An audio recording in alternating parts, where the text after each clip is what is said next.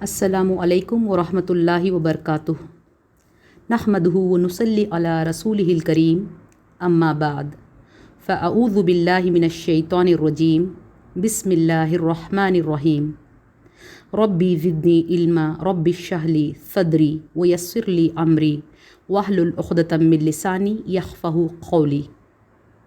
الحمد للہ رب العالمین والصلاة والسلام علی رسولہ الکریم وسید المرسلین وصحب اجمعین۔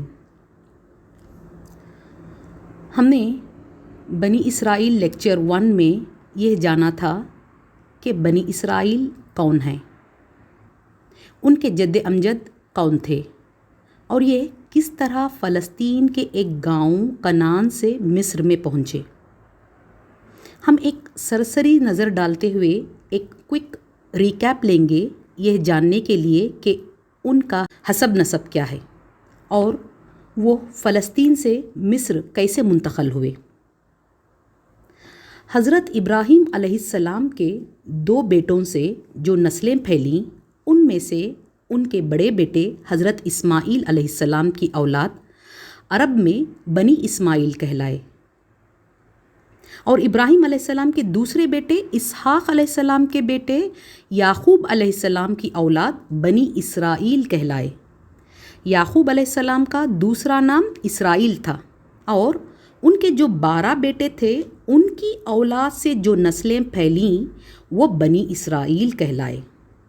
بنی اسرائیل کا اصل ملک فلسطین تھا، لیکن جب حالات کی گردش نے حضرت یوسف علیہ السلام کو اپنے والد یعقوب علیہ السلام سے جدا کر کے بطور ایک غلام مصر پہنچا دیا، اور یوسف علیہ السلام وہاں ایک طویل عرصے جد و جہد کر کے سٹرگل کر کے وہاں کے سلطنت کے تخت پر فائز ہوئے، تو یوسف علیہ السلام نے اپنے والدین اور اپنے بھائیوں سمیت اپنے سارے قبیلے کو مصر بلا لیا، اور اس طرح بنی اسرائیل فلسطین سے مصر میں منتقل شفٹ ہو گئے۔ جب یوسف علیہ السلام فلسطین سے مصر پہنچے اور وہاں کے سلطنت کے تخت نشین ہوئے، اس زمانے میں مصر پر 15ویں خاندان یعنی 15th فیملی کی حکومت تھی، جو مصری تاریخ میں چرواہے بادشاہوں یعنی ہکسوس کنگز کے نام سے مشہور تھے۔ یہ لوگ یعنی ہکسوس کنگز عربی نسل کے تھے، اور فلسطین اور شام سے مصر جا کر تقریباً 2000 سال قبل مسیح مصر کے سلطنت پر اپنا قبضہ جما لیا تھا۔ عربی ہسٹورینز اور مفسرین قرآن ان کے لیے امالخ کا نام استعمال کیا ہے، غرض یہ قوم امالخہ قوم کہلائی۔ امالخہ در حقیقت یہ قوم مصر کے اصل باشندے نہیں تھے۔ امالخہ مصر کے اصل باشندے نہیں تھے، وہاں کے نیٹیوز نہیں تھے، بلکہ یہ مصریوں کے لیے اجنبی تھے۔ مصر کے اصل باشندے تو قبطی تھے، اور انہوں نے یعنی امالخہ نے مصر پر حملہ کر کے وہاں اپنی بادشاہی قائم کی تھی۔ یہی سبب تھا کہ ان کی حکومت میں یعنی امالخہ کی حکومت میں حضرت یوسف علیہ السلام کو عروج حاصل کرنے کا موقع ملا، اور پھر بنی اسرائیل وہاں ہاتھوں ہاتھ لیے گئے۔ ملک کی بہترین زرخیز علاقے یعنی کہ فرٹائل لینڈز ایریاز میں آباد کیے گئے۔ کون؟ بنی اسرائیل، اور ان کا وہاں بڑا اثر و رسوخ رہا، یعنی کہ انفلوئنس اور ایکسس حاصل تھا ان کو۔ 15ویں صدی کے آخر یعنی 1500 ایئر قبل مسیح تک یہ لوگ مصر پر قابض رہے۔ کون؟ بنی اسرائیل، اور ان کے زمانے میں ملک کا سارا اقتدار، سارا پاور بنی اسرائیل کے ہاتھ میں رہا۔ اسی دور کی طرف سورہ مائدہ آیت 20 میں اشارہ کیا گیا ہے، اذ جعل فیکم انبیاء وجعلکم ملوکا۔ اللہ کے اس احسان کو یاد کرو جو اس نے تم پر کیا کہ اس نے تم میں سے پیغمبر بنائے اور تمہیں بادشاہ بنا دیا۔ اس آیت میں اللہ تعالیٰ اشارہ کر رہا ہے کہ بنی اسرائیل کی اس عظمت پر جو اس زمانے میں ان کو حاصل تھی۔ ایک طرف حضرت ابراہیم علیہ السلام، حضرت اسحاق علیہ السلام، حضرت یعقوب علیہ السلام اور حضرت یوسف علیہ السلام جیسے جلیل القدر پیغمبر ان کی قوم میں پیدا ہوئے، اور دوسری طرف حضرت یوسف علیہ السلام کے زمانے میں اور ان کے بعد مصر میں ان کو بڑا اقتدار، بڑا پاور نصیب ہوا۔ ایک مدت دراز تک بنی اسرائیل ہی اس زمانے کے رولرز اور کمانڈرز تھے، اور انہی کا سکہ مصر میں اور اس کے آس پاس کے علاقوں پر جمع تھا۔ اکثر لوگ بنی اسرائیل کے عروج اسینٹ کی تاریخ حضرت موسیٰ علیہ السلام کے دور سے سمجھتے ہیں، لیکن قرآن حکیم میں سورہ مائدہ کی آیت 20 ہمیں بتاتی ہے کہ اور ہمیں ہمارا کریکشن کرتی ہے، تصریح کرتی ہے کہ بنی اسرائیل کا اصل زمانہ عروج حضرت موسیٰ علیہ السلام سے پہلے گزر چکا تھا، جیسا کہ اس آیت میں موسیٰ علیہ السلام خود اپنی قوم سے کہتے ہیں۔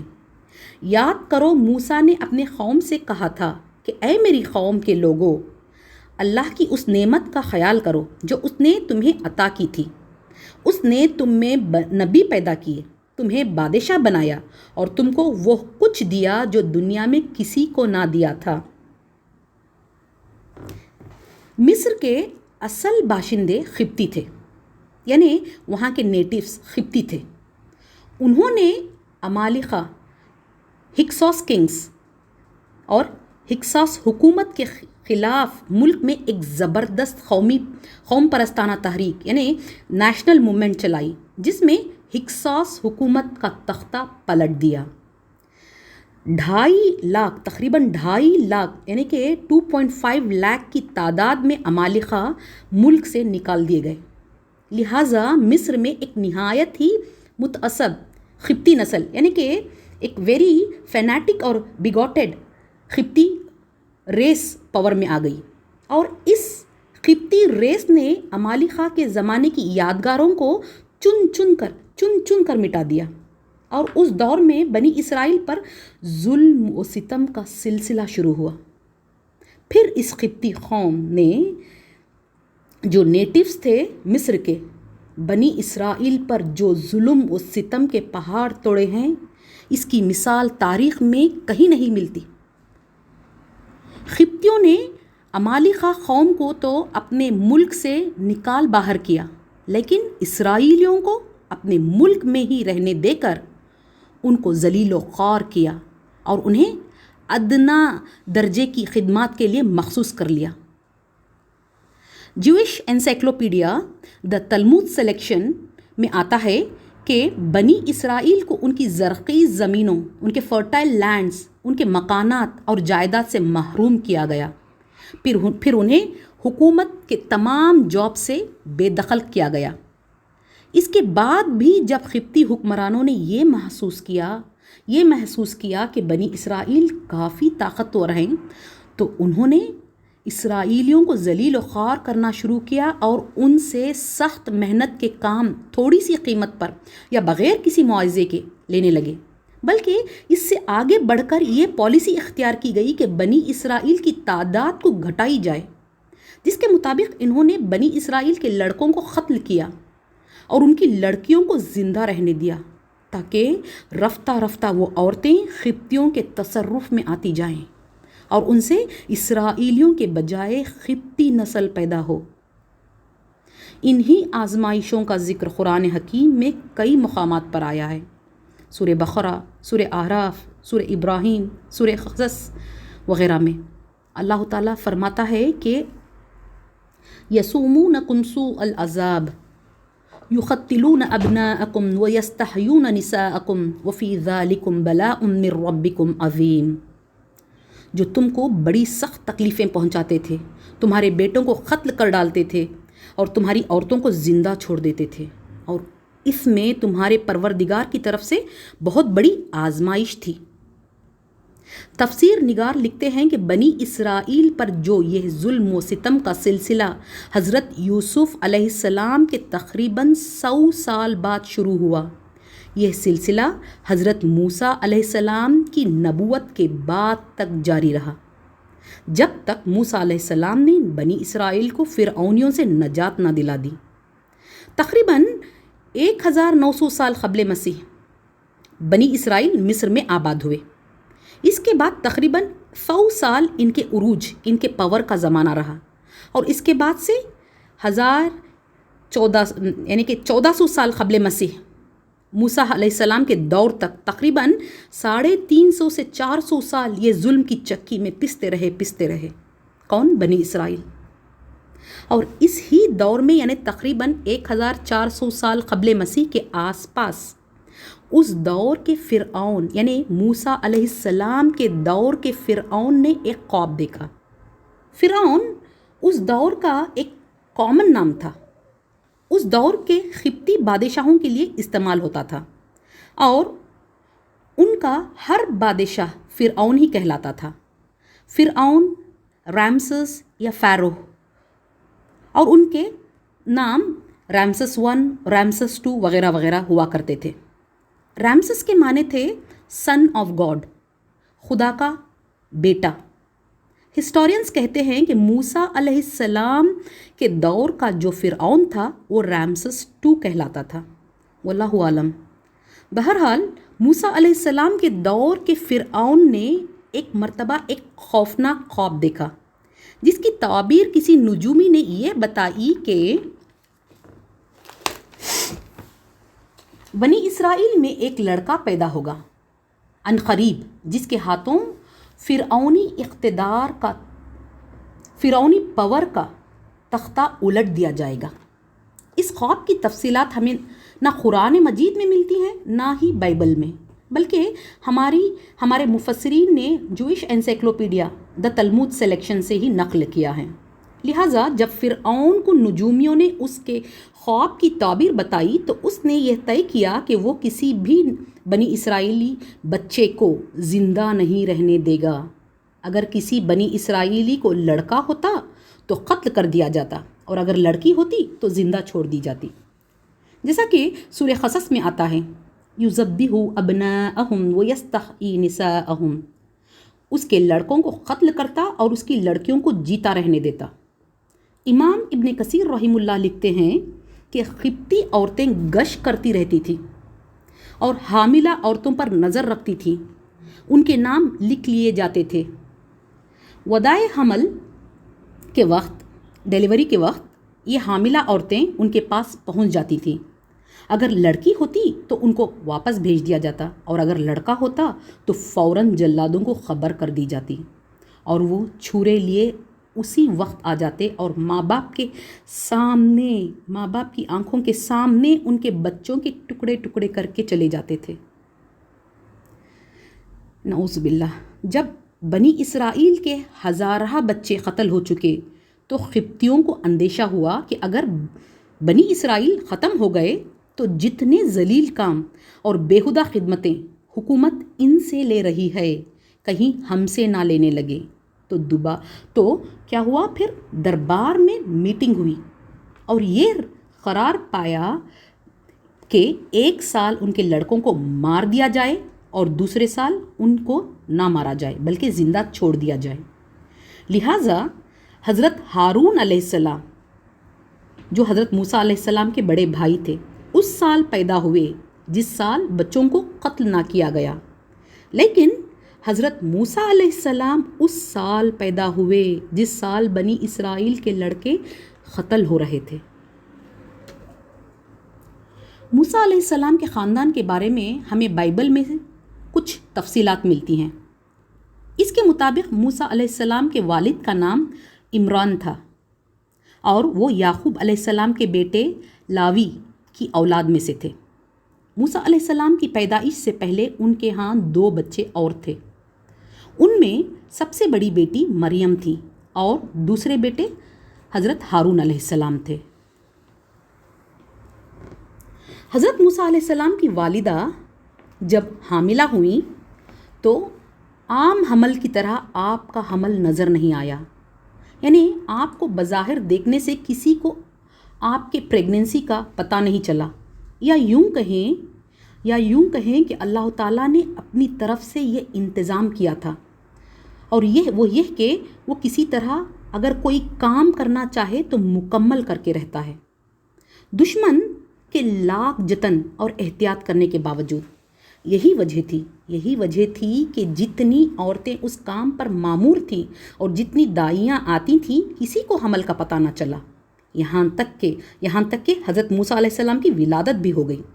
لیکن اس کے بعد آپ کی والدہ سخت پریشان ہونے لگی اور ہر وقت خوف زدہ رہنے لگی، اور امام ابن کثیر رحمہ اللہ لکھتے ہیں کہ حضرت موسیٰ علیہ السلام کی والدہ کو اپنے بچے سے محبت بھی اتنی تھی کہ کسی ماں کو اپنے بچے سے اتنی نہ ہوگی۔ ایک ماں پر ہی کیا، موسیٰ علیہ السلام کا چہرہ اللہ تعالیٰ نے بنایا ہی ایسے تھا کہ جس کی نظر پڑ جاتی تھی اس کے دل میں آپ کی محبت بیٹھ جاتی تھی، جیسے کہ اللہ تعالیٰ سورہ طٰہٰ آیت 39 میں فرماتا ہے، وَأَلْقَيْتُ عَلَيْكَ مَحَبَّةً مِّنِّي وَلِتُصْنَعَ عَلَىٰ عَيْنِي، اور موسیٰ میں نے تم پر اپنی طرف سے محبت ڈال دی ہے، اس لیے کہ تم پر مہربانی کی جائے اور اس لیے کہ تم میرے سامنے پرورش پاؤ۔ پس جب موسیٰ علیہ السلام کی والدہ ہر وقت خوف زدہ اور رنجیدہ رہنے لگیں تو اللہ تعالیٰ نے ان کی طرف وحی کی، جیسا کہ سورہ قصص میں آتا ہے، ہم نے موسیٰ کی ماں کی طرف اشارہ کیا کہ اس کو دودھ پلا، پھر جب تجھے اس کی جان کا خطرہ ہو تو اسے دریا میں ڈال دے اور کچھ خوف اور غم نہ کر، ہم اسے تیرے ہی پاس واپس لے آئیں گے اور اس کو پیغمبروں میں شامل کریں گے۔ یعنی پیدا ہوتے ہی دریا میں ڈال دینے کا حکم نہ تھا، بلکہ ارشاد یہ ہوا کہ جب تک خطرہ نہ ہو بچے کو وہ دودھ پلاتی رہیں، جب راز فاش ہوتا نظر آئے تو بے خوف و خطرہ اسے ایک تابوت میں رکھ کر دریا میں ڈال دے۔ تابوت یعنی صندوق۔ سورہ طٰہٰ میں آتا ہے کہ اللہ تعالیٰ نے موسیٰ علیہ السلام کی والدہ کی طرف الہام کیا کہ اسے یعنی موسیٰ علیہ السلام کو صندوق میں رکھ کر پھر اس صندوق کو دریا میں ڈال دو، تو دریا اسے کنارے پر ڈال دے گا اور میرا اور اس کا دشمن اسے اٹھا لے گا۔ کہا جاتا ہے کہ فرعون کی حکومت نے اس زمانے میں جاسوس عورتیں چھوڑ رکھی تھیں جو گھر گھر جا کر جاسوسی کرتی، لہٰذا اس نئے طرز جاسوسی سے موسیٰ یعنی موسیٰ علیہ السلام کی ماں موسیٰ پریشان ہو گئیں اور پیدائش کے 3 مہینے بعد موسیٰ علیہ السلام کو دریا میں ڈال دیا۔ یہ پورا واقعہ تسلسل سے سیکوینشل آرڈر میں سورہ قصص میں بیان کیا گیا ہے۔ جب موسیٰ علیہ السلام کی والدہ نے انہیں دریا میں بہا دیا تو آگے کی تفصیلات سورہ قصص میں کچھ اس طرح آتی ہیں۔ آخر کار فرعون کے گھر والوں نے اسے دریا سے نکال لیا تاکہ وہ ان کا دشمن اور ان کے لیے سبب رنج بنے۔ واقعی فرعون اور حامان اور ان کے لشکر اپنی تدبیر میں بڑے غلط کار تھے۔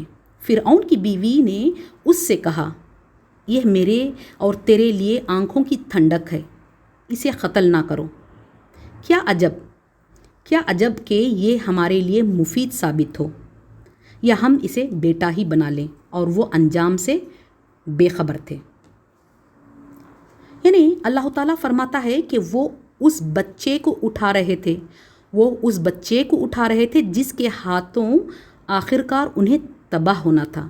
یہ بچہ جسے وہ اپنا بچہ بنا رہے ہیں، کیونکہ فرعون بے اولاد تھا، تو یہ تو وہی بچہ ہے جس کو مارنے کے لیے سینکڑوں بچوں کو موت کی نیند سلا دیا گیا تھا۔ فرعون اور اس کے درباریوں نے اس خوفناک خواب کو پورا نہ ہونے کے لیے کیا کیا تدبیریں نہیں کی، لیکن اس زبردست تدبیر کرنے والے کے آگے ان کی ساری تدبیروں پر پانی پھر گیا، اور اللہ رب العزت خود فرعون کے ہاتھوں اس کے دشمن اور اس کی تباہی کی پناہ اور پرورش کا کام لیا، اور وہ بھی شاہی ٹھاٹ بھاٹ سے۔ سبحان اللہ۔ اگلی آیت میں اللہ تعالیٰ فرماتا ہے کہ اور موسیٰ کی ماں کا دل بے صبر ہو گیا، اگر ہم اس کا دل مضبوط نہ کر دیتے تو قریب تھا کہ وہ اس قصے کو ظاہر کر دے۔ غرض یہ تھی کہ وہ مومنوں میں رہے، اور اس نے اس کی بہن سے کہا کہ اس کے پیچھے پیچھے چلی جا، تو اسے دور سے دیکھتی رہی اور ان لوگوں کو کچھ خبر نہ تھی۔ یعنی موسیٰ نے موسیٰ علیہ السلام کی بہن سے کہا، مریم سے، کہ وہ موسیٰ علیہ السلام کے پیچھے پیچھے جائے، دیکھے کہ ان کا تابوت دریا میں کدھر جا رہا ہے۔ موسیٰ علیہ السلام کی والدہ نے جب موسیٰ علیہ السلام کو دریا میں بہا دیا تو بہت پریشان ہوئی۔ ان کو کسی چیز کا خیال نہ رہا، ان کو صبر و سکون جاتا رہا۔ اگر اللہ تعالیٰ ان کے دل کو مضبوط نہ کرتا تو وہ بے صبری میں راز فاش کر دیتی، لیکن اللہ تعالیٰ نے ان کی دھارس باندھی اور تسکین دی کہ تیرا بچہ تجھے ضرور ملے گا۔ موسیٰ علیہ السلام کی ماں نے ان کے پیچھے ان کی بہن مریم کو بھیجا تھا تاکہ وہ ان کو موسیٰ علیہ السلام کی خبر دیں۔ کہا جاتا ہے کہ اس وقت آپ کی بہن کی عمر کچھ زیادہ نہیں تھی، وہ بہت کم عمر تھی، لگ بھگ 10-12 سال کی، لیکن وہ بہت ذہین تھی۔ ان کی ذہانت کا اندازہ اس سے لگایا جا سکتا ہے کہ انہوں نے بڑی ہوشیاری کے ساتھ بھائی کا پیچھا کیا اور یہ پتہ لگا لیا کہ وہ فرعون کے محل میں پہنچ چکے ہیں، اور پھر وہ وہاں سے واپس نہیں لوٹی بلکہ وہیں رک کر دیکھا کہ آگے کیا ہوتا ہے۔ اور آگے اللہ تعالیٰ فرماتا ہے کہ اور ہم نے پہلے ہی اس پر دائیوں کا دودھ حرام کر دیا تھا۔ تو موسیٰ کی بہن نے کہا کہ میں تمہیں ایسے گھر والوں کو بتاؤں کہ تمہارے لیے اس بچے کو پالیں اور اس کی خیرخواہی کریں، پرورش کریں۔ تو ہم نے اس طریقے سے ان کو ان کی ماں کے پاس واپس پہنچا دیا تاکہ ان کی آنکھیں ٹھنڈی ہو جائیں اور وہ غم نہ کھائیں اور معلوم کریں کہ اللہ کا وعدہ سچا ہے، لیکن یہ اکثر نہیں جانتے۔ جب حضرت آسیہ جو فرعون کی بیوی تھی، شاہی محل میں جتنی دائیاں تھیں سب کو بچہ دیا دودھ پلانے کے لیے، لیکن بحکم الہی حضرت موسیٰ علیہ السلام نے کسی کا دودھ نہ پیا۔ حضرت آسیہ نے اپنی لونڈیوں کو باہر بھیجا کسی دائیہ کو تلاش کرنے، چونکہ رب العالمین کو یہ منظور نہ تھا کہ وہ اپنی والدہ کے سوا کسی اور کا دودھ پیے، اور اس میں سب سے بڑی مصلحت یہ تھی کہ اسی بہانے حضرت موسیٰ علیہ السلام اپنی ماں تک پہنچ جائیں۔ لونڈیاں آپ کو لے کر جب باہر نکلیں تو آپ کی بہن جو وہیں انتظار کر رہی تھی، یہ دیکھنے کے آپ کے ساتھ کیا معاملہ ہوتا ہے، ان لونڈیوں سے کہا کہ اگر تم کہو تو میں ایک دائی کا پتہ جانتی ہوں، ممکن ہے بچہ ان کا دودھ پی لے۔ اس طرح وہ ان لونڈیوں کو اپنے گھر لے آئیں اور بچے نے ان کا دودھ پیا۔ سبحان اللہ! حضرت آسیہ کو جب خبر ہوئی تو سن کر بہت خوش ہوئی۔ انہیں یعنی موسیٰ کو اپنے محل میں بلوایا اور انہیں بہت کچھ انعامات سے نوازا، لیکن حضرت آسیہ کو یہ نہیں علم تھا کہ فی الواقع یہی اس بچے کی والدہ ہیں، فقط اس وجہ سے کہ حضرت موسیٰ نے ان کا دودھ پیا تھا۔ حضرت آسیہ بہت خوش ہوئی، وہ چاہتی تھی کہ موسیٰ محل میں ان کے ساتھ رہیں، لیکن موسیٰ نے منع کر دیا کیونکہ ان کے شوہر اور دوسرے بچوں کی ذمہ داری بھی جو تھی ان پر۔ لہٰذا یہ طے ہوا کہ موسیٰ بچے کو دودھ پلا کر محل واپس بھیج دیا کریں گی۔ اس طرح اللہ رب العالمین نے موسیٰ کا خوف امن سے، فقیری امیری سے، بھوک آسودگی سے، دولت و عزت میں بدل دیا۔ وہ روزانہ انعام و اکرام پاتی، کھانا اور کپڑے شاہی طریقے پر ملتا اور اپنے بچے کو اپنے گود میں پالتی۔ ایک ہی رات یا ایک رات میں ہی اللہ تعالیٰ نے ان کی مصیبت راحت میں بدل دی۔ سبحان اللہ! اللہ تعالیٰ نے نہ صرف موسیٰ کو وعدے کے مطابق ان کا بچہ لوٹایا، بلکہ اپنے ہی بچے کو دودھ پلانے کی اجرت، فیس بھی دلوائی، اور پھر آپ کی عزت میں اضافہ کیا اور شاہی انعامات سے بھی سرفراز کیا۔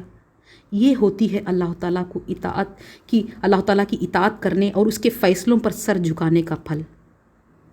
حدیث شریف میں آتا ہے کہ جو شخص اپنا کام کرے اور اس میں اللہ کا خوف رکھے اور میری سنتوں کا یعنی رسول اللہ صلی اللہ علیہ وسلم کی سنتوں کا لحاظ کرے، وہ کام رسول اللہ صلی اللہ علیہ وسلم کی سنت کے مطابق کرے، اس شخص کی مثال موسیٰ کی مثال جیسی ہے کہ اپنے ہی بچے کو دودھ پلائے اور اجرت بھی لے۔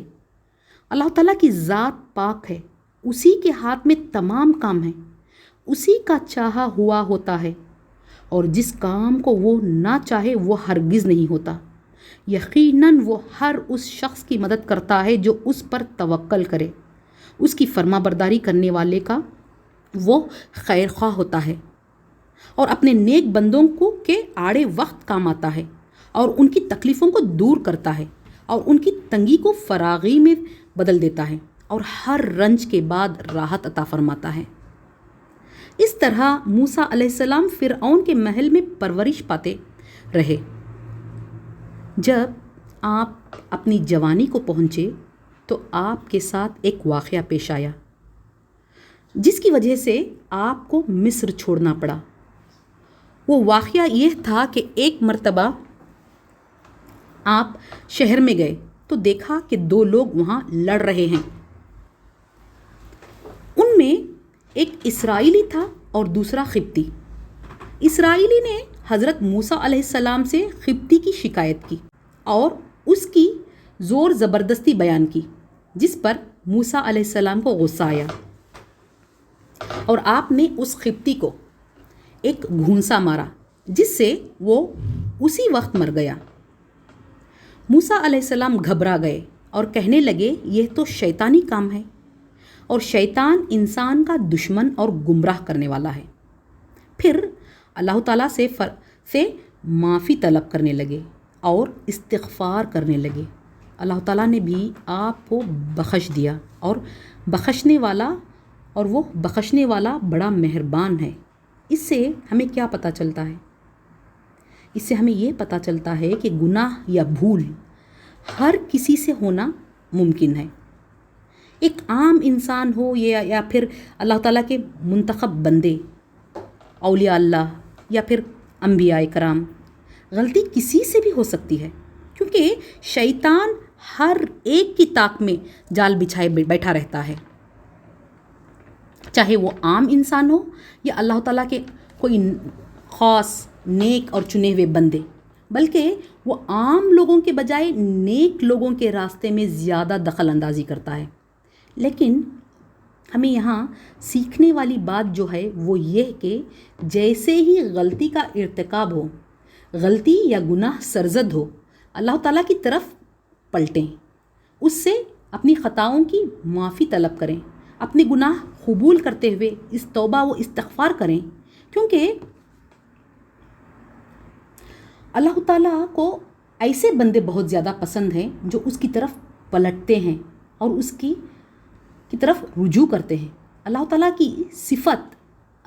کی صفت اس کے پاکیزہ اور خوبصورت ناموں میں سے ایک نام ہے الغفار، یعنی بہت بخشنے والا۔ غفار کا لفظ غفرا سے ہے جس کے معنی ہے ڈھانپ دینا۔ اللہ سبحانہ و تعالیٰ وہ غفار ہے جو بہت زیادہ بخشش فرمانے والا ہے، کثرت سے غلطیوں کو ڈھانپنے والا ہے اور دن رات بخشنے والا ہے۔ اللہ سبحانہ و تعالیٰ کی رحمت ہمارے گناہوں سے کئی گنا بڑی ہے کہ وہ اپنے بندوں کے گناہوں کو اپنے فضل سے معاف کر دیتا ہے۔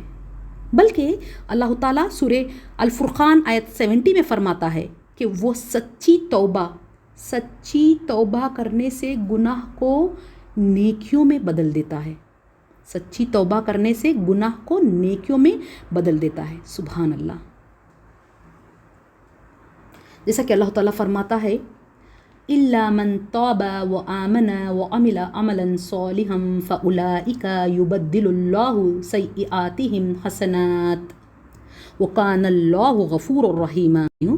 مگر جس نے توبہ کی اور وہ ایمان لایا اور اس نے عمل کیے نیک، تو یہی لوگ ہیں جنہیں بدل دے گا اللہ ان کی برائیوں کو بھلائیوں سے، اور ہے اللہ بہت بخشنے والا، بہت رحم کرنے والا۔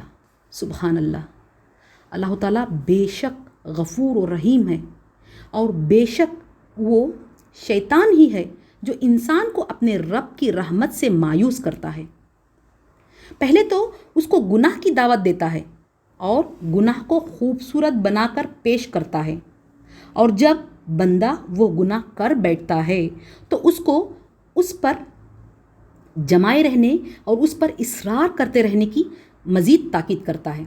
اس کے دل میں وسوسے ڈالتا ہے کہ یہ گناہ تم سے سرزد ہو گئے ہیں، اللہ تعالیٰ کی نظروں سے تم گر گئے ہو، لہٰذا وہ تمہیں معاف نہیں کرے گا۔ یا پھر یہ کہ ایک گناہ تو کر لیا ہے، اب اور کر لو، پھر ایک ساتھ معافی مانگ لینا۔ یا پھر یہ کہ اتنے گناہ کر چکے، اب کس منہ سے معافی مانگو گے، اللہ تعالیٰ کو کیا منہ دکھاؤ گے، وغیرہ وغیرہ۔ گناہ کی دعوت دینا، اس پر جمائے رکھنا، اللہ تعالیٰ کی رحمت سے مایوس کرنا، ناامیدی پیدا کرنا بندے میں، یہ سب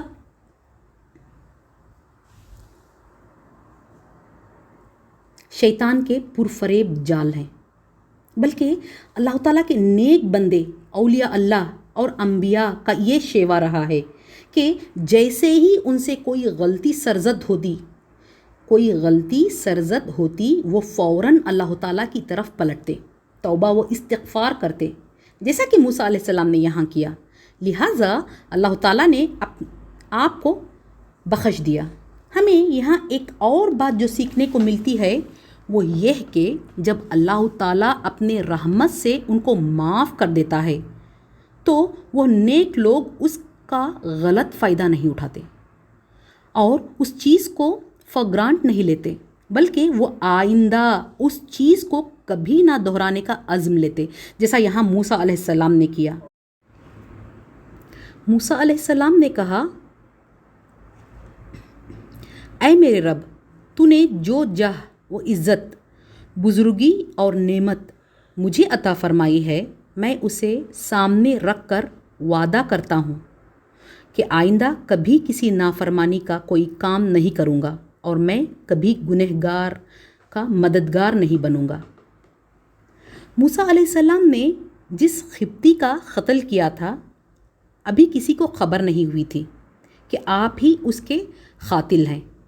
اس لیے دوسرے دن موسیٰ علیہ السلام پھر سے شہر میں داخل ہوئے، یہ دیکھنے کے لیے کہ کہیں راز کھل تو نہیں گیا۔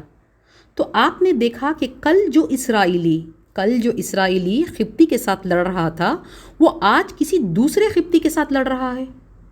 جب اس نے موسیٰ علیہ السلام کو دیکھا تو پھر سے فریاد اور دہائی دینے لگا۔ موسیٰ علیہ السلام نے فرمایا کہ تم بڑے فتنے والے آدمی ہو۔ یہ سنتے ہی وہ اسرائیلی ڈر گیا۔ جب موسیٰ علیہ السلام نے اس ظالم قبطی کو روکنے، نہ کہ بنی اسرائیلی کو، اس ظالم قبطی کو روکنے کے لیے اس کی طرف ہاتھ بڑھایا تو اسرائیلی سمجھ بیٹھا کہ آپ اس کی طرف ہاتھ بڑھا رہے ہیں اور آپ نے مجھے برا کہا ہے اور مجھے پکڑنا چاہتے ہیں، اور وہ اپنی جان بچانے کے لیے شور مچانا شروع کر دیا اور موسیٰ علیہ السلام سے کہنے لگا، اے موسیٰ، کیا جس طرح تو نے کل ایک شخص کا خون کیا تھا آج میری جان بھی لینا چاہتا ہے؟ تو زمین میں سرکش بن کر رہنا چاہتا ہے؟ پچھلے دن کا واقعہ صرف اس اسرائیلی کی موجودگی میں ہوا تھا، اس لیے اب تک کسی کو پتہ نہ چلا تھا، لیکن آج اس کی زبان سے اس قبطی کو پتہ چل گیا کہ یہ کام موسیٰ علیہ السلام کا تھا۔ لہٰذا وہ قبطی یہ سن کر بھاگا وہاں سے اور دوڑ کر فرعون کے دربار میں حاضر ہوا اور وہاں سارا معاملہ سنا دیا۔ اس پر فرعون نے فوراً سپاہی دوڑائے کہ وہ موسیٰ علیہ السلام کو لا کر پیش کریں۔ اس کے بعد قرآن حکیم ہمیں بتاتا ہے کہ ایک آدمی جو موسیٰ علیہ السلام کا خیر خواہ تھا، ویل وشر تھا، وہ دوڑتا ہوا آپ کے پاس آیا اور آپ کو خبر دی کہ فرعون کے دربار میں آپ کے قتل کے فیصلے ہو رہے ہیں۔ لہٰذا آپ اس ملک کو، اس زمین کو چھوڑ دیں اور کہیں اور چلے جائیں۔ فرعون اور فرعونیوں کے ارادے جب آپ کو معلوم ہوئے، موسیٰ علیہ السلام کو معلوم ہو گئے، تو آپ وہاں سے تنہا چپ چاپ نکل کھڑے ہوئے، چونکہ آپ کی زندگی شہزادوں کی طرح گزری تھی۔ سفر آپ کو بہت کڑا محسوس ہوا، لیکن آپ کو خوف بھی تھا، اس لیے ادھر ادھر دیکھتے سیدھا چل پڑے اور ساتھ ساتھ اللہ تعالیٰ سے دعائیں بھی مانگتے جا رہے تھے۔ ربی نجینی من القوم الظالمین، اے میرے پروردگار مجھے ظالم لوگوں سے نجات دے۔ یہی وہ چیز ہے جو ہم کرنا بھول جاتے ہیں۔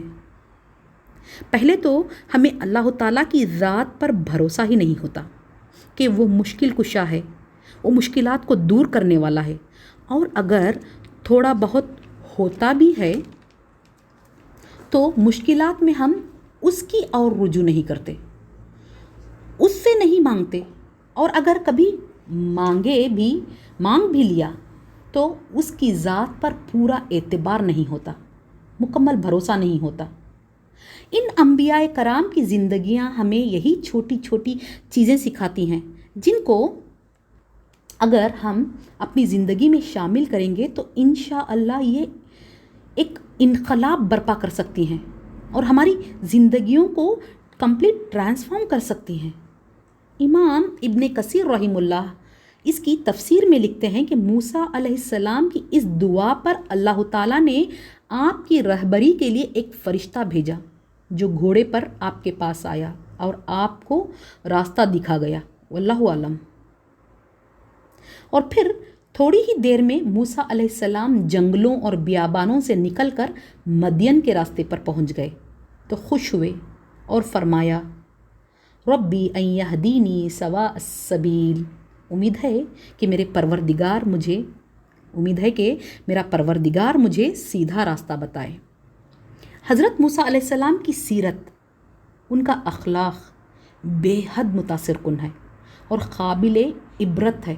ہمیں وہ جگہ جگہ اللہ تعالیٰ کے حضور دعائیں مانگتے، مدد طلب کرتے اور اس کی ذات پر بھروسہ کرتے نظر آتے ہیں، اور آگے بھی ہم دیکھیں گے کہ وہ کس طرح اپنا فوکس اللہ رب کائنات کی ذات سے کبھی نہیں ہٹاتے، مشکل سے مشکل ترین حالات میں بھی نہیں۔ پھر جب موسیٰ علیہ السلام مدین پہنچے اور اس کے کنویں کے پاس آئے تو دیکھا کہ کچھ چرواہے پانی کھینچ کر اپنے جانوروں کو پلا رہے ہیں، اور وہیں آپ نے دیکھا کہ 2 عورتیں اپنی بکریوں کو ان جانوروں کے ساتھ پانی پینے سے روک رہی ہیں۔ اس پر موسیٰ علیہ السلام نے ان عورتوں سے پوچھا کہ یہ کیا ماجرا ہے؟ تو ان عورتوں نے جواب دیا کہ ہم تو پانی نکال نہیں سکتی، جب یہ لوگ اپنے جانوروں کو پانی پلا کر چلے جائیں گے تو ہم بچا کچا پانی اپنی بکریوں کو پلا دیتی ہیں، اور ہمارے والد تو بہت ہی بوڑھے ہیں۔ یہ سن کر حضرت موسیٰ علیہ السلام نے خود پانی کھینچا اور ان بکریوں کو پلایا۔ اس کے بعد موسیٰ علیہ السلام تھکے ہارے بھوکے پیاسے ایک درخت کے سائے میں بیٹھ گئے۔ مصر سے مدین تک پیدل بھاگے دوڑے آئے تھے، پیروں میں چھالے پڑ گئے تھے، کھانے کو کچھ پاس نہیں تھا، ان کے درختوں کے پتے اور گھاس پھوس کھاتے رہے۔ تھکے ہارے درخت کے نیچے ٹیک لگائے آپ نے بارگاہ الہی میں فریاد کی، جو بہت ہی مشہور اور معروف دعا ہے آپ کی، ربی انی لما انزلت الی من خیر فقیر، اے میرے پروردگار تو جو کچھ بھلائی میرے طرف اتارے میں اس کا محتاج ہوں۔ سبحان اللہ، کوئی انسان اللہ تعالیٰ کا مقرب اور پسندیدہ ایسے ہی نہیں ہو جاتا۔ اس کی خوبیاں، اس کے اندر کی دیانت داری، اس کا تقویٰ اور پرہیزگاری، اور اس کے اندر کا وہ جذبہ جو اس کو خود کے غموں کو بھلا کر خود آزمائشوں سے گزرتے ہوئے بھی دوسروں کی مدد پر جو ابھارتا ہے، وہ اس کو اللہ تعالیٰ کے قریب کرتا ہے اور اس کا چہیتا بناتا ہے۔ मूसा अलैहिस्सलाम के चुने हुए और अल्लाह ताला के महबूब होने की निशानी ये थी कि वो ऐसे सख्त तरीन वक्त में बेयार और मददगार होने के बावजूद दूसरों की मदद करते हैं और अपनी परेशानियों के लिए रुजू सिर्फ़ और सिर्फ अल्लाह ताला को करते हैं और उससे मदद मांगते हैं। और आप दुआ भी क्या करते हैं, या रब तू जो भी भलाई, जो भी खैर, जो भी नेमत मेरी तरफ भेजे, मैं उसका ज़रूरतमंद हूँ। आपने किसी एक चीज़ का नाम नहीं लिया। आप भूखे भी थे, आप प्यासे भी थे, आप थके हुए भी थे, आप बेसहारा थे और आप बेआसरा भी थे। लिहाजा आपकी दुआ कितनी बेहतरीन थी, सुभान अल्लाह। आपने सिर्फ मुख्तसर फ़े अल्फाज में अपनी हाजत बयान कर दी और सिर्फ ये कहकर रह गए कि तू जो भी मेरी तरफ भेजे, मुझे उसकी ज़रूरत है। गर्ज़ अल्लाह ताला ने फ़ौरन आपकी दुआ कबूल कर ली और उन 2 लड़कियों में से एक लड़की मूसा अलैहिस्सलाम के पास आई, जैसा कि कुरान मजीद बयान करता है। फ़जाअतु इहदहुमा तमशी अला इस्तिहया। कुरान मजीद के ये अल्फाज बड़े गौर तलब हैं। सिर्फ़ अल्लाह ताला हमें यहाँ ये नहीं बताता या ये बताने पर इक्तफ़ा नहीं करता कि उन दोनों में से एक लड़की मूसा के पास आई, बल्कि वो यह भी बताता है कि वो किस तरह चलती हुई मूसा अलैहिस्सलाम के पास आई। फ़जाअतहु इहदहुमा तमशी अला इस्तिहया। इतने में उन दोनों लड़कियों में से एक उनके तरफ आई। वो किस तरह आई? तमशी अला इस्तिहया, शर्म हया के साथ चलती हुई आई। औरत के शर्म हया का कुरान ने बतौर ख़ास ज़िक्र किया है, क्योंकि ये औरत का असल ज़ेवर होता है। हज़रत उमर रज़ी अल्लाह अन्हु ने इस फ़िक्रे की तशरीह में बयान किया कि वो शर्म हया के साथ चलती हुई अपना मुंह घूंघट से छुपाए हुए आई और फिर मूसा अलैहिस्सलाम को सिर्फ यही नहीं कहा कि मेरे वालिद आपको बुला रहे हैं, क्योंकि अगर वो ऐसा कहती तो इसमें शुबह शक की बातों की गुंजाइश थी। इसलिए साफ साफ कह दिया कि मेरे वालिद आपकी मजदूरी देने के लिए और उस एहसान का बदला उतारने के लिए आपको बुला रहे हैं। उन लड़कियों के वालिद के मुताल्लिक़ हमारे यहाँ रिवायात मशहूर हो गई हैं कि वो हज़रत शुएब अलैहिस्सलाम थे, लेकिन कुरान करीम में इशारतन भी कोई बात ऐसी नहीं कही गई है जिससे ये समझा जा सके कि वो हज़रत शुएब अलैहिस्सलाम ही थे। हालांकि शुएब अलैहिस्सलाम की शख्सियत, उनकी पर्सनालिटी कुरान हकीम में एक मारूफ जानी पहचानी शख्सियत है। बिलाशुबा बाज़ अहादीस में उनका नाम मिलता है, लेकिन अल्लामा इब्न जरीर और इमाम इब्न कसीर दोनों इन अहादीस की सनद को सही नहीं करार देते। इसीलिए इब्न अब्बास, हसन बसरी, अबू उबैदा और सईद बिन जुबैर रहीमुल्लाह अलैह जैसे अकाबिर मुफस्सिरीन ने बनी इसराइल की रिवायात पर एतमाद किया और इन बुजुर्ग का वही नाम बताया जो तलमूद वगैरह में आया है। गर्ज़ जब मूसा अलैहिस्सलाम उन लड़कियों के वालिद के पास पहुँचे तो आपने उनके को अपने बारे में धोखे में नहीं रखा। इस बात से भी हम मूसा अलैहिस्सलाम के आला अखलाक का अंदाज़ा कर सकते हैं। आपने उन लड़कियों के वालिद से मुलाकात पर अपना सारा किस्सा सुना दिया कि वो किन किन हालात का शिकार होकर वहाँ तक पहुँचे थे। इस पर उन लड़कियों के वालिद ने मूसा अलैहिस्सलाम से कहा कि वो खौफ ना करें, अब वो उन जालिम लोगों से बच निकले हैं।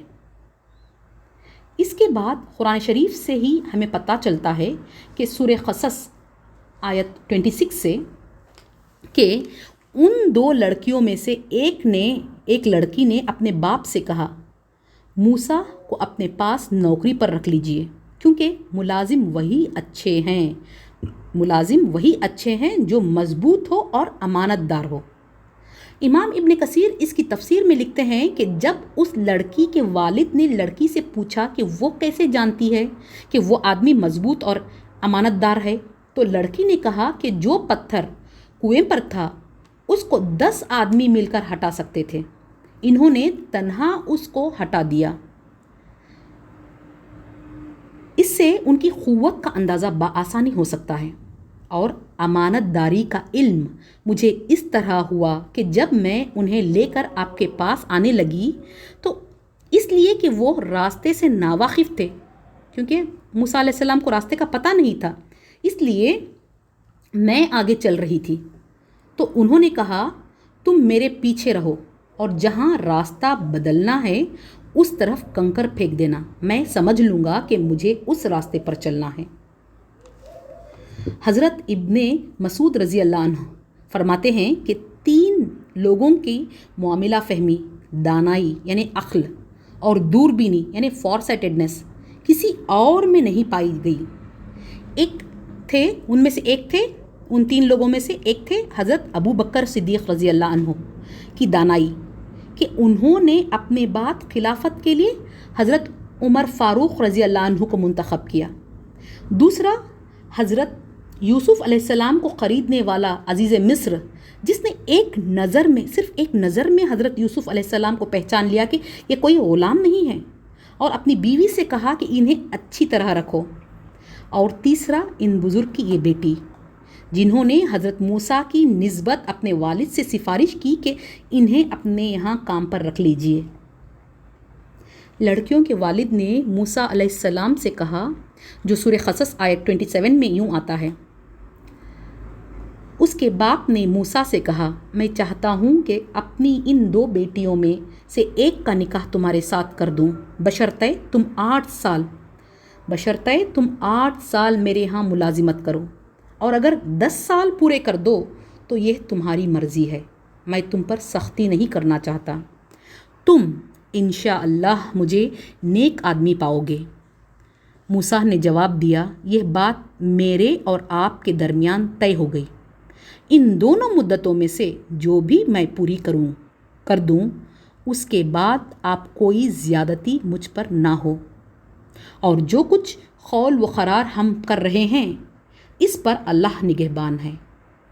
یعنی اس بزرگ نے کہا کہ 8 سال تو ضروری ہیں، اس کے بعد آپ کو اختیار ہے 10 سال کا، آپ 8 سال کریں تو بھی ٹھیک ہے، اگر آپ اس کے بعد 2 سال اور مزید کرنا چاہو تو یہ آپ کی مرضی، اگر آپ اپنی خوشی سے 2 سال تک اور بھی میرا کام کریں تو اچھا ہے، ورنہ آپ پر لازمی نہیں، اور آپ دیکھیں گے کہ میں نیک آدمی ہوں اور آپ کو تکلیف نہ دوں گا۔ ابن جریر میں یہ حدیث آتی ہے کہ رسول اللہ صلی اللہ علیہ وسلم نے حضرت جبرائیل علیہ السلام سے سوال کیا کہ حضرت موسیٰ علیہ السلام نے کون سی مدت پوری کی تھی، تو جبرائیل علیہ السلام نے جواب دیا کہ ان دونوں میں سے جو کامل اور مکمل مدت تھی، یعنی 10 سال۔ اس طرح حضرت موسیٰ علیہ السلام نے اپنے وعدے کے مطابق مدت پوری کی اور پھر اپنی بیوی کو لے کر مدین سے مصر واپس جانے لگے۔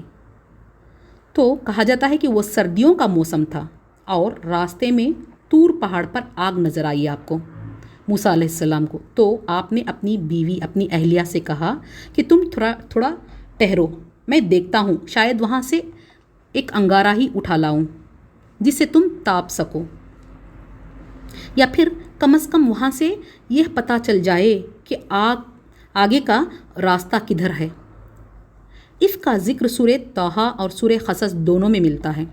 پھر جب موسیٰ علیہ السلام وہاں پہنچے تو میدان کے کنارے سے ایک مبارک جگہ میں ایک درخت سے آواز آئی کہ اے موسیٰ، میں تو اللہ رب العالمین ہوں، اور حکم دیا گیا کہ پھینک دے اپنی لاٹھی۔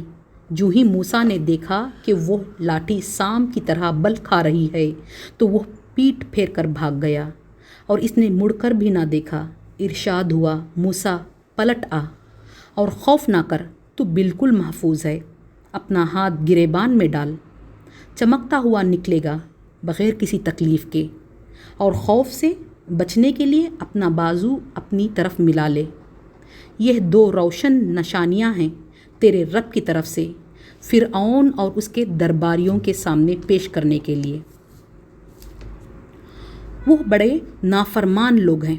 موسیٰ نے کہا، اے میرے پروردگار، میں تو ان کا ایک آدمی قتل کر چکا ہوں، ڈرتا ہوں کہ وہ مجھے مار ڈالیں گے، اور میرا بھائی ہارون مجھ سے زیادہ فصیح زبان ہے، اسے میرے ساتھ مددگار کے طور پر بھیج تاکہ وہ میری تائید کرے، مجھے اندیشہ ہے کہ وہ لوگ مجھے جھٹلائیں گے۔ اللہ تعالیٰ نے فرمایا، ہم تیرے بھائی کے ذریعے سے تیرا ہاتھ مضبوط کریں گے اور تم دونوں کو غلبہ دیں گے اور وہ تمہارا کچھ نہ بگاڑ سکیں گے۔ ہماری نشانیوں کے زور سے غلبہ تمہارا اور تمہارے تابع داروں کا ہی ہوگا۔ واقعہ یہ ہے کہ جب موسیٰ علیہ السلام آگ لینے کے لیے کوہ طور کے پاس پہنچے تو وہاں پہنچنے پر ایک مبارک جگہ سے، ایک مبارک درخت سے وہاں سے آواز آئی کہ اے موسیٰ، میں رب العالمین ہوں۔ اور سورہ طٰہٰ آیت 12 میں یہ بھی آتا ہے کہ اللہ تعالیٰ نے موسیٰ علیہ السلام کو پکارنے کے بعد یہ بھی کہا کہ اپنی جوتیاں اتار دے، تو وادی مقدس طوٰ میں ہے۔ طوٰ یعنی اس وادی کا نام، اس وادی یعنی اس ویلی کا نام طوٰ تھا، اور وہ مقدس، سیکرڈ اس لیے تھی کیونکہ رب العالمین نے اپنے پیارے بندے سے وہاں کلام کیا تھا، اور اسی بنا پر حضرت موسیٰ علیہ السلام کا لقب کلیم اللہ دیا گیا۔ بعض مفسرین اس کی تفسیر میں لکھتے ہیں کہ وہ وادی، ویلی کچھ وقت کے لیے مقدس، سیکرڈ کر دی گئی تھی، واللہ عالم۔ اس کے بعد اللہ تعالیٰ نے موسیٰ علیہ السلام سے فرمایا کہ اللہ تعالیٰ نے آپ کو نبوت کے لیے چن لیا ہے، اور پھر آپ کو توحید کی دعوت دینے کی نصیحت کی، جو تفصیل سے سورہ طٰہٰ کی آیات 13 سے 16 میں آتا ہے۔ اور پھر اللہ تعالیٰ نے موسیٰ علیہ السلام سے فرمایا کہ آپ کے ہاتھ میں کیا ہے؟ تو موسیٰ علیہ السلام نے جواب دیا کہ یہ میری لاٹھی ہے، اس پر میں ٹیک لگا کر چلتا ہوں، اس سے اپنی بکریوں کے لیے پتے جھاڑتا ہوں، اور بھی بہت سے کام ہیں جو میں اس سے لیتا ہوں۔ اس پر اللہ تعالیٰ نے آپ کو حکم دیا کہ وہ اپنا عصا زمین پر ڈال دے، اور جیسے ہی موسیٰ علیہ السلام نے اس کو ڈالا، وہ اللہ تعالیٰ کے حکم سے ایک اژدھا بن گیا، ایک سام بن گیا۔ اللہ تعالیٰ نے موسیٰ علیہ السلام سے فرمایا کہ اس میں گھبرانے کی کوئی بات نہیں، تم اس کو پکڑ لو، یہ پھر سے عصا میں تبدیل ہو جائے گا۔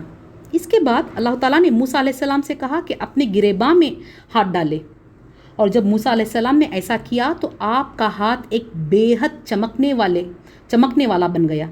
پھر اللہ تعالیٰ نے حکم دیا کہ وہ اپنا ہاتھ اپنے سے ملا لے تو وہ واپس اپنی اصل حالت میں آ جائے گا۔ اللہ تعالیٰ نے موسیٰ علیہ السلام کو یہ دو معجزے نبوت کے ساتھ ہی عطا کیے۔ پہلا معجزہ تھا موسیٰ علیہ السلام کے عصا کا اژدھے میں تبدیل ہونا، اور دوسرا معجزہ ید بیضاء کا یعنی ہاتھ کے چمکنے کا۔ اور مفسرین لکھتے ہیں کہ ید بیضاء کی چمک، اس کی روشنی ایسی تھی جیسے سورج ہو، مگر اس سے موسیٰ علیہ السلام کو کوئی تکلیف نہیں ہوتی تھی، جیسا کہ ہم نے آیت میں پڑھا۔ غرض جب اللہ تعالیٰ نے یہ دو معجزے دے کر موسیٰ علیہ السلام سے کہا کہ آپ فرعون کی طرف جائیں، کیونکہ وہ بہت سرکش بن گیا ہے اور غرور میں مبتلا ہو گیا ہے، اور اس قوم کو توحید کی تبلیغ کریں، تو موسیٰ علیہ السلام نے اللہ تعالیٰ سے اپنے خدشے، اپنے کنسرنز بیان کیے، جن میں پہلا کنسرن یہ تھا کہ اے میرے پروردگار، میں نے اس قوم کے ایک آدمی کا قتل کر دیا ہے، اور میں ڈرتا ہوں کہ وہ مجھے کہیں گرفتار کر لیں یا پھر مار ڈالیں۔ مفسرین لکھتے ہیں کہ موسیٰ علیہ السلام کے اس ڈر کا مطلب قطعی ہرگز یہ نہیں تھا کہ اس ڈر سے آپ فرعون کے پاس جانا نہیں چاہ رہے تھے، بلکہ یہ تھا کہ اللہ تعالیٰ کی طرف سے ایسا کوئی انتظام ہونا چاہیے کہ وہ میرے وہاں پہنچتے ہی، کسی اور بات چیت سے پہلے ہی اور توحید کی دعوت دینے سے پہلے ہی انہیں گرفتار نہ کر لیں، ورنہ آپ کی دعوت توحید کا مقصد ہی فوت ہو جائے گا۔ اس پر اللہ تعالیٰ نے موسیٰ علیہ السلام کو یہ تدبیر بتائی کہ ایک ظالم حکومت کے مقابلے کے لیے کسی لاؤ لشکر کسی لاؤ لشکر اور دنیاوی ساز و سامان کی ضرورت نہیں، کیونکہ بارہا ایسے خوفناک موقع پیش آنے والے تھے جن میں ایک اولو العزم پیغمبر تک دہشت سے محفوظ نہ رہ سکتا تھا۔ اس ہی لیے اللہ تعالیٰ نے آپ سے فرمایا کہ جب کوئی خطرہ درپیش ہو، جیسے ہی کوئی خطرہ نظر آئے موسیٰ علیہ السلام کو، تو بس ان 2 معجزوں کا استعمال کرنا۔ اس طرح فرعون پوری سلطنت کا زور لگا کر بھی تمہاری طاقت کو متزلزل نہ کر سکے گا۔ موسیٰ علیہ السلام کا دوسرا خدشہ، دوسرا کنسرن جو تھا وہ یہ کہ ان کی زبان فصیح نہیں تھی، یعنی وہ بولتے وقت تھوڑا رک رک کر بولتے تھے۔ مفسرین کی رائے ہے کہ بچپن میں آپ کے سامنے کھجور اور انگارے رکھے گئے تھے تو آپ نے انگارہ لے کر اپنے منہ میں رکھ لیا تھا، اس لیے آپ کی زبان میں لکنت پیدا ہو گئی تھی، واللہ عالم۔ اس لیے آپ نے اللہ تعالیٰ سے درخواست کی کہ وہ آپ کی مدد اپنے بھائی ہارون سے کرے، کیونکہ ان کے بھائی ہارون بہت فصیح زبان تھے۔ اور موسیٰ علیہ السلام نے کہا کہ آپ میرے ساتھ ہارون کو بھیجیں فرعون کے پاس، تاکہ وہ ایک تو میری بات اچھے سے سمجھانے میں میری مدد کرے، اور دوسری بات یہ کہ 2 آوازیں بنسبت ایک آواز کے زیادہ مضبوط اور بااثر ہوتی ہے۔ میں اکیلا رہا تو ڈر ہے کہ کہیں وہ مجھے جھٹلا نہ دیں، اور اگر ہارون ساتھ ہو تو میری باتیں بھی لوگوں کو سمجھا دیا کریں گے۔ اللہ رب العالمین نے موسیٰ علیہ السلام کی مانگ منظور کر لی، جیسا کہ سورہ طٰہٰ آیت 36 میں آتا ہے، قال قد اوتیت سؤلک یا موسیٰ، فرمایا دیا گیا جو تو نے مانگا اے موسیٰ۔ اللہ تعالیٰ نے فرمایا کہ وہ موسیٰ کے ساتھ ساتھ ان کے بھائی ہارون کو بھی نبی بنا دیا ہے۔ بعض اسلاف کا قول ہے کہ کسی بھائی نے اپنے بھائی پر وہ احسان نہیں کیا جو حضرت موسیٰ نے اپنے بھائی حضرت ہارون پر کیا، کہ اللہ تعالیٰ سے دعا کر کے انہیں نبی بنوا دیا۔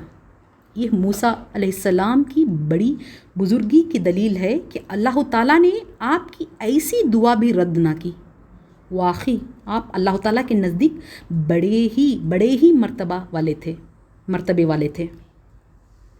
پھر اللہ تعالیٰ فرماتا ہے کہ ہم تم دونوں کو زبردست دلیلیں اور حجتیں دیں گے۔ فرعونی تمہیں کوئی ایذا، کوئی نقصان نہیں دے سکیں گے، کیونکہ تم میرا پیغام میرے بندوں کے نام پہنچانے والے ہو۔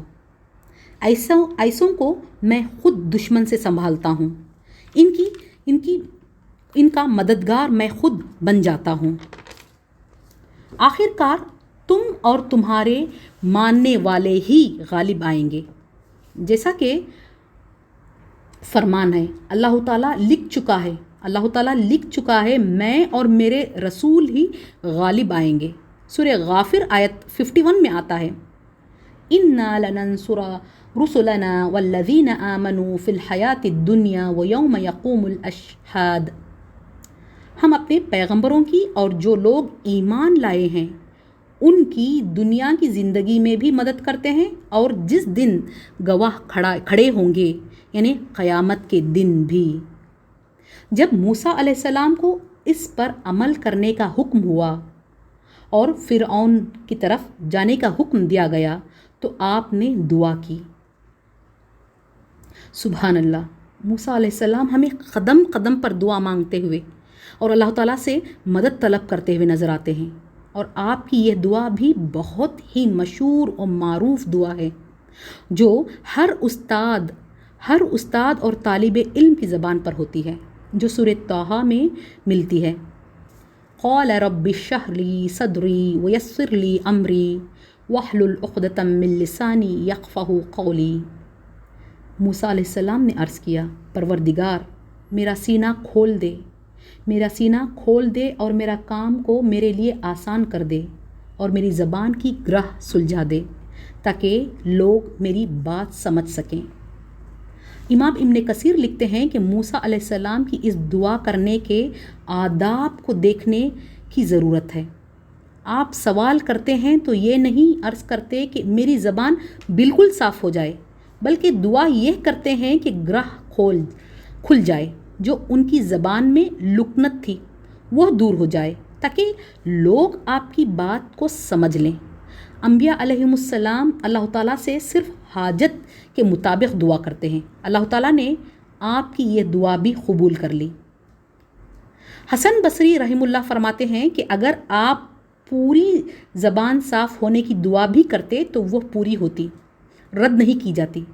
چنانچہ اسی لیے ہم آگے موسیٰ علیہ السلام کے قصے میں دیکھیں گے کہ فرعون اپنے درباریوں سے کہتا ہے، جب موسیٰ علیہ السلام نبی بن کر اس کے پاس بھیجے جاتے ہیں، کہ فرعون کہتا ہے کیا یہ بہتر ہے موسیٰ یعنی موسیٰ یا میں بہتر ہوں؟